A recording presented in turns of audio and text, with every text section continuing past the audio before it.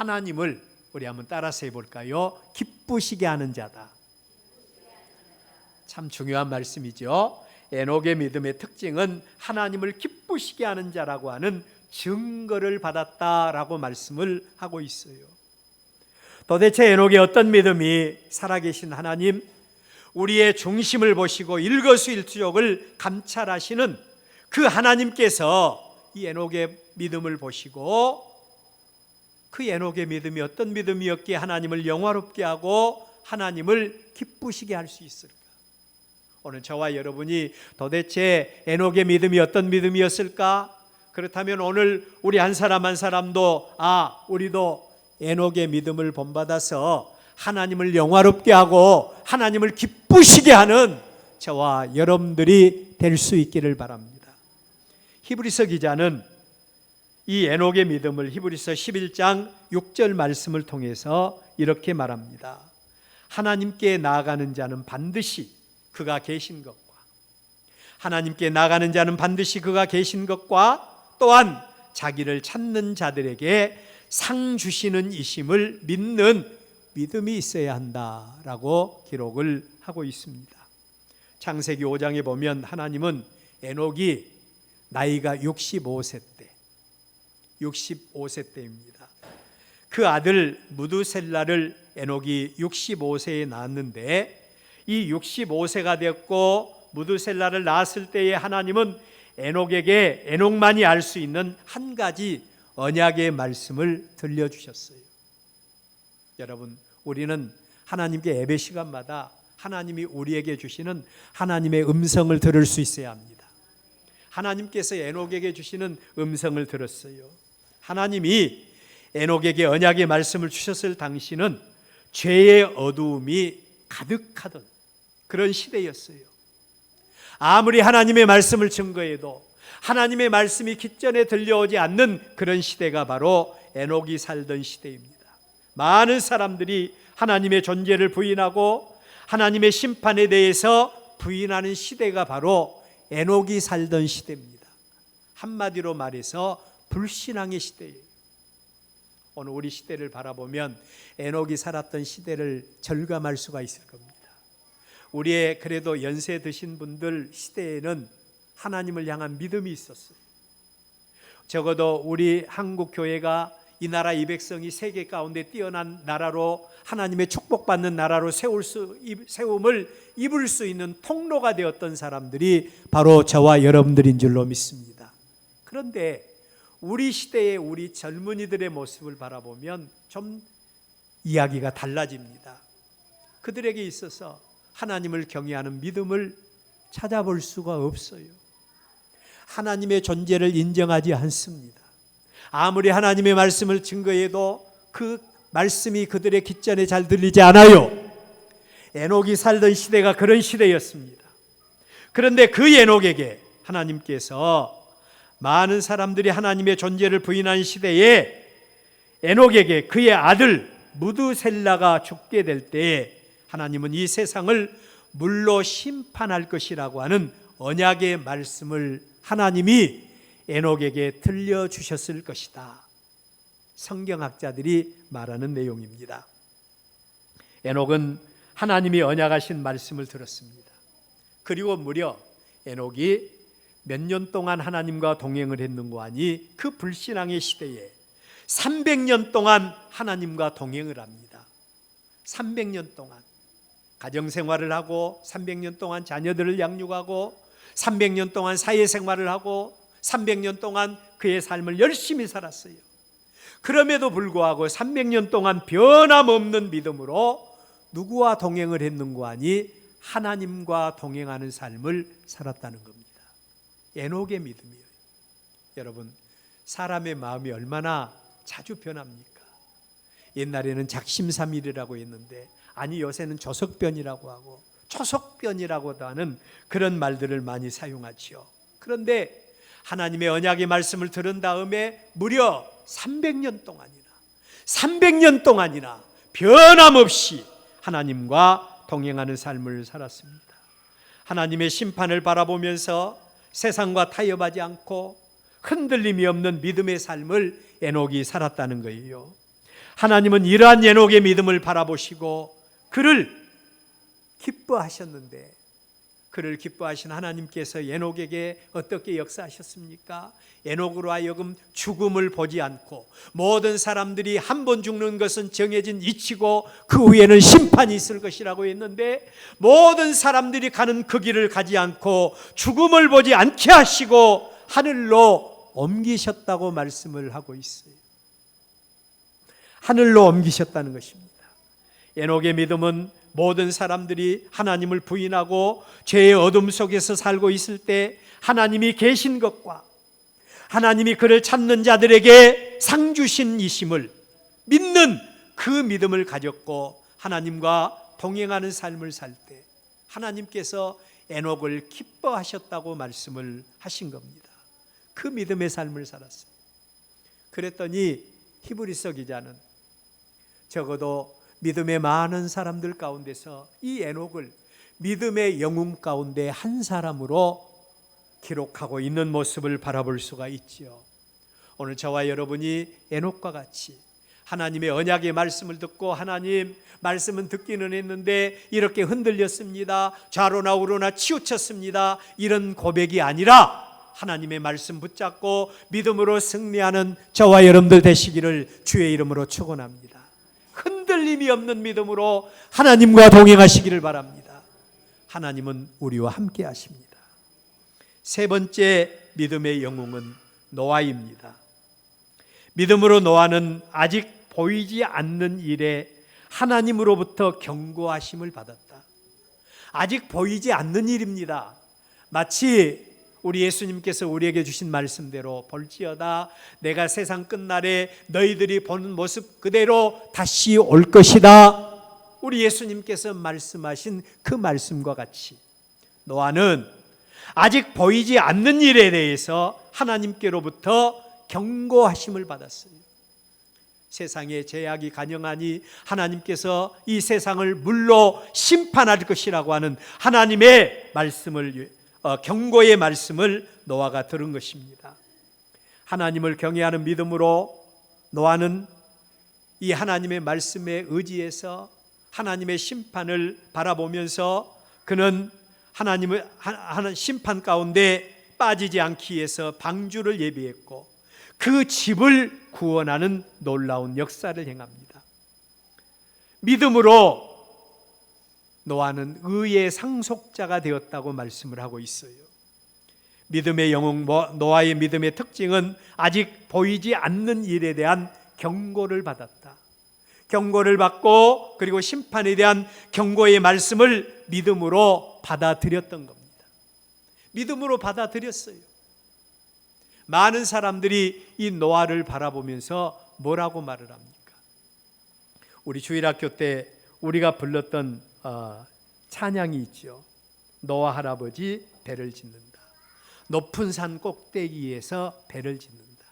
앞집에 김천지, 뒷집에 박천지 모두 다 반대하여도 노아 할아버지 높은 산 꼭대기 위에서 배를 짓는다. 여러분, 높은 산 꼭대기 위에서 배를 짓는다. 많은 사람들이 노아를 바라보며 손가락질을 하면서 미친놈이라고 아마 말을 했을 거예요. 그럼에도 불구하고 노아는 세상의 말에 귀를 기울이지 않았습니다. 하나님의 심판에 대한 경고의 말씀을 믿음으로 받아들였어요. 다른 말로 하면 하나님의 언약을 바탕으로 해서 살아서 역사하는 믿음의 삶을 노아는 살았다는 겁니다. 비록 120년 동안 그 강팍한 이웃들에게 하나님의 심판의 소식을 알리고 자기 자신이 하나님의 심판을 대비하면서 방주를 지으면서 이웃들에게 전도를 했지만 그 강팍한 시대에 한 사람도 120년 동안 전도를 했는데도 열매를 맺지 못했어요. 그러나 노아의 믿음이 우리보다 한 수 더 위였다는 사실을 알 수 있는 것은 노아는 다른 사람들에게는 복음을 전하지 못했지만 그 가족을 구원했어요, 못했어요? 했어요, 못했어요? 확신이 없는 것 같네. 그 가족들을 노아가 구원했습니까, 못했습니까? 못했어요. 여러분, 적어도 노아뿐만 아니라 노아는 그 가족들 그리고 또한 하나님께서 그에게 허락하신 정결한 짐승과 부정한 짐승들, 이 모든 것들을 다 구원하는 놀라운 역사를 행했던 사람이 바로 노아였습니다. 오늘 저와 여러분이 이 말씀을 붙잡고 기도해야 돼요. 나를 통해서 많은 영혼이 구원받기 위해서 기도해야 합니다. 왜냐하면 하나님의 경고의 말씀이, 하나님의 심판의 말씀이 이미 우리에게 떨어져 있지 않습니까? 보지 못한 것들에 대한 경고와 보지 못한 것들에 대한 믿음을 가지고 준비하는 삶을 노아는 살았던 거예요. 강팍한 시대에 이웃을 전도하지 못했습니까? 내 가족들 하나님의 심판의 불에 의해서 불타버린다면 얼마나 불행한 일이겠습니까? 노아는 적어도 그 가족들을 구원하는 놀라운 의의 상속자가 되게 했던 사람이 바로 노아였던 것을 알 수 있어요. 히브리서 기자는 이러한 노아의 믿음을 바라보면서 노아를 믿음의 영웅의 반열에 세웠던 것을 알 수가 있습니다. 마지막으로 믿음의 영웅은 아브라함입니다. 믿음으로 아브라함은 하나님의 부르심을 받았을 때에 갈 바를 알지 못했지만 순종함으로 나갔고, 갈 바를 알지 못했지만 순종함으로 나갔고, 이 땅을 살면서 그는 나그네로서의 삶을 삶으로 보다 더 나은 본향인 영원한 하나님의 나라를 바라보면서 사는 삶의 특징이 바로 아브라함의 삶이었던 것을 알 수 있습니다. 이 믿음으로 하나님을 영화롭게 했고, 이 믿음으로 하나님의 통로가 되었던 사람이 바로 아브라함이었습니다. 사랑하는 여러분, 오늘 우리는 우리와 똑같은 사람이면서도 우리보다 특별한 믿음을 살았던 사람들, 그래서 믿음의 영웅의 칭호를 받았던 이 사람들의 믿음을 여러분들 한 사람 한 사람 묵상하면서 하나님, 나로 하여금 그 믿음의 능력을 허락해 달라고, 우리도 그 믿음의 삶을 살게 해서 믿음의 반열에 설 수 있는 우리가 되기 위해서 간절히 기도하는 저와 여러분들 되시기를 바랍니다. 그렇다면 두 번째로 하나님 앞에 인정받는 믿음의 영웅들이 가졌던 믿음의 근거입니다. 믿음의 영웅들이 가졌던 믿음의 근거가 어떤 것이었는가? 첫째로 믿음의 영웅들이 가졌던 믿음의 근거는 그 믿음의 출발점이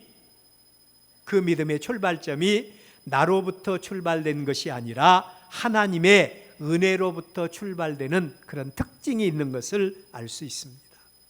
모든 믿음의 영웅들에게 하나님이 먼저 그들에게 은혜를 베풀어 주시는 특징입니다. 믿음의 조상 아브라함을 예로 들어 보십시오. 하나님이 갈대아 우르라는 지역을 방문을 하십니다. 갈대아 우르라는 지역을 방문을 했는데 그때 당시에 가장 문명적인 도시이고 많은 사람들이 살고 있는 그런 도시가 갈대아 우르입니다.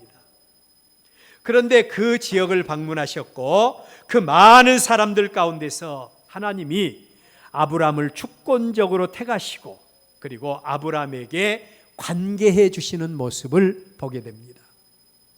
자, 여러분, 우리의 믿음도 이처럼 은혜로 출발하는 특징이 있습니다. 하나님께서 먼저 내가 믿고 싶어서 믿어지는 게 아니에요. 하나님께서 먼저 우리 한 사람 한 사람을 지명하여 택하시고 그리고 하나님 자신을 우리에게 나타내 보여주심으로 우리의 믿음이 싹이 트게 했다는 사실을 우리는 기억하시기를 바랍니다. 이러한 하나님과의 관계를 우리 장로교 신학에서는 선택과 부르심의 교리로 설명을 합니다. 이처럼 믿음의 영웅들이 가졌던 믿음의 첫 번째 근거가 하나님의 은혜로부터 출발했다. 하나님의 은혜를 알았기에 가인과 아벨이 하나님 앞에 제사를 드렸으며 하나님이 특별한 말씀을 주셨기에 에녹은 그 말씀을 기억하고 300년 동안 하나님과 동행하는 삶을 살았으며 또 노아는 하나님께서 찾아오셔서 말씀하셨기에 심판을 준비하는 경고의 말씀으로 받아들이는 이런 역사를 우리는 바라볼 수가 있는 겁니다. 두 번째로 믿음의 영웅들이 가졌던 믿음의 근거는 우리 한번 따라서 해볼까요? 언약을 바탕으로 자기의 육체와 자기 생각을 죽이고 하나님의 뜻에 반응하는 삶을 살았다. 예, 조금 좀 길어서 외우기가 좀 힘들지요. 자, 여러분, 믿음의 영웅들이 가졌던 두 번째 삶의 근거는요, 언약의 말씀을 바탕으로 합니다. 하나님이 그들에게 주신 언약의 말씀을 바탕으로 해서 자기 생각, 자기 육체를 죽이고, 우리가 나를 죽이지 못해서 하나님의 뜻대로 순종하지 못한 것 아니겠어요? 나를 죽이고 그리고 하나님의 뜻에 반응하는 삶을 살았다는 겁니다. 하나님이 먼저 보이신 다음에 언약하시고 그 언약을 통해서 관계해 주실 때 그 언약의 당사자로서 택함받은 하나님의 거룩한 백성들이 하나님의 언약에 대해서 반응함으로 하나님과 동행하는 삶을 살아가는 것, 이게 바로 성도의 신앙생활인 겁니다. 여러분, 우리의 믿음은요, 처음에는 어린아이에서부터 출발을 합니다. 그러다가 우리의 믿음이 조금씩 성장을 해야 돼요. 어린아이의 믿음은 어떤 믿음이에요? 자기중심적인 믿음입니다. 그래서 자기를 위해서 달라고만 하는 믿음이에요. 자기 유익만을 추구하는 믿음이에요. 그런데 우리의 믿음이 성장하는 믿음은요, 하나님의 영광을 위해서 자기 자신을 하나하나 버리는 작업입니다. 자기 자신을 하나하나 버리는 작업이에요. 하나님의 말씀을 위해서 하나하나 자기를 희생하고 버리고 하나님의 뜻대로 순종할 때 우리는 전능하신 하나님과 동행하는 삶을 살 수가 있는 겁니다. 에녹이 그랬습니다. 노아가 그랬습니다. 아브라함도 갈 바를 알지 못했지만 하나님의 말씀에 순종해서 고향 친척 아비집을 떠나 하나님이 지시한 땅으로 나아갔다고 말합니다.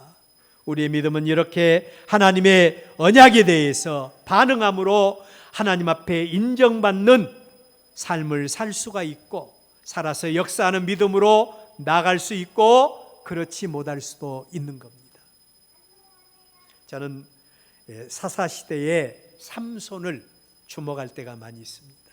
삼손을 주목할 때가 많이 있어요. 삼손은 분명히 모태에서 태어나기 전부터요, 하나님의 사사로 지명받아서 태어난 사람이 삼손입니다. 태어나서도 남들이 가지지 못한 놀라운 하나님의 능력을 가진 사람이 삼손 아니겠어요? 그런데 문제는 그 삼손의 삶이 문제입니다. 삶이 문제였어요. 삼손의 삶의 모습을 바라보면 언약 중심의 삶을 살지 않습니다. 삼손의 삶의 중심은 항상 자기 중심이었어요. 육체 중심의 삶을 살았습니다. 자꾸, 물론 성경은 그러한 삼손의 성격을 이용해서 하나님의 뜻을 이루기 위한 하나님의 섭리라고 말을 하지만, 그러나 여러분, 우리가 하나님의 백성이면서도 하나님의 말씀대로 순종하지 않고 자기 생각대로 살아가면요, 우리의 삶 속에 여러 가지 시험과 고통이 항상 뒤따른다는 사실을 기억하십시오. 삼손이 그랬어요. 블레셋 사람들과 동행하는 삶을 살았어요. 그랬더니 블레셋 사람에 의해서 결국은 붙잡히게 되고, 그리고 그들의 놀이객감이 됩니다. 두 눈을 빼이게 되고 놀이객감이 되고 하나님의 영광을 가려요. 이게 바로 사사 삼손의 모습이요. 하나님 앞에 마지막에 회개하고 그리고 하나님의 사명의 자리로 돌아왔을 때 하나님께서 삼손에게 은혜를 베풀어서 삼손이 살아있을 때보다 죽을 때 더 많은 블레셋 사람을 죽였더라. 성경은 우리에게 말하고 있습니다. 사랑하는 여러분, 우리가 아무리 하나님의 백성, 우리가 아무리 하나님의 사명자라 할지라도 언약 중심의 삶을 살지 아니하고 자기 중심, 육체적인 삶을 살아갈 때 여러 가지 시험과 시련이 뒤따르게 된다는 사실을 여러분들 기억하십시오. 세 번째로, 믿음의 영웅들의 삶은 삶 속에서 땅에 적을 두지 아니하고 영원한 하나님 나라를 바라보며 사는 특징이 있습니다. 이 땅에서의 삶에 대해서 적을 두지 않습니다. 영원한 하나님의 나라를 바라보며 적을 두는 삶을 살았다. 이 땅에서 우리 성도들의 삶이 그렇게 쉬운 삶은 아니에요. 우리 자신을 쳐서 복종시켜야 된다고 했잖아요.